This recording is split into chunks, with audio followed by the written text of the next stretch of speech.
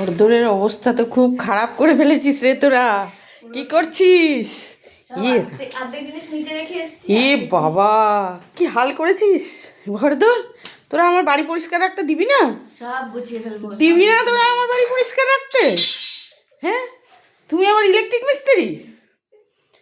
এই যে তিন্নির এখানে একটা বেড সুইচ হচ্ছে, এটা ওর বাবাই করে দিচ্ছে।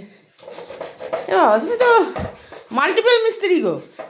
হ্যাঁ, যত রকমের মিস্ত্রি হয় সব। হ্যাঁ, এখানে সঙ্গে ফ্যানের সুইচটাও 2 ওয়ে সুইচ হবে, লাইটের সুইচটা 2 ওয়ে সুইচ হবে, যাতে করে এখান থেকেও চালানো করতে পারে, ওখান থেকেও করতে পারে। প্লাস ওই লাইটটা জ্বলবে, ওটা একটা প্লাগ পয়েন্ট হবে, ওখান থেকে কালকে ওয়ারিংটা হয়েছে তো খাটের নিচ দিয়ে।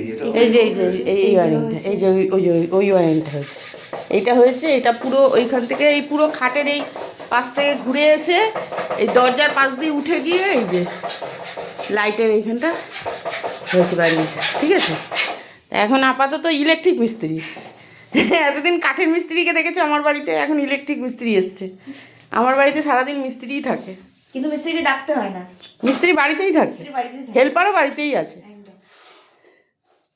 হেল্পারের জ্বর কেমন আছে এখন? হেল্পারের জ্বর ভালো আছে, ভালো আছে, নড়াচড়া করেছি, ভালো লাগছে। আচ্ছা ঠিক আছে, অসুবিধা হলে বলবি, প্যারাসিটামল দিয়ে দেবো, ঠিক আছে। বাবা কী অবস্থা, আমার ঘর কোনো সময় পরিষ্কার নেই, কোনো সময় 2 দিন পরিষ্কার টান টান আমি রয়েছি, এরম বাড়ি কোনো দিন আমাদের থাকে না, সবসময় এরম কিছু না কিছু হতেই থাকে।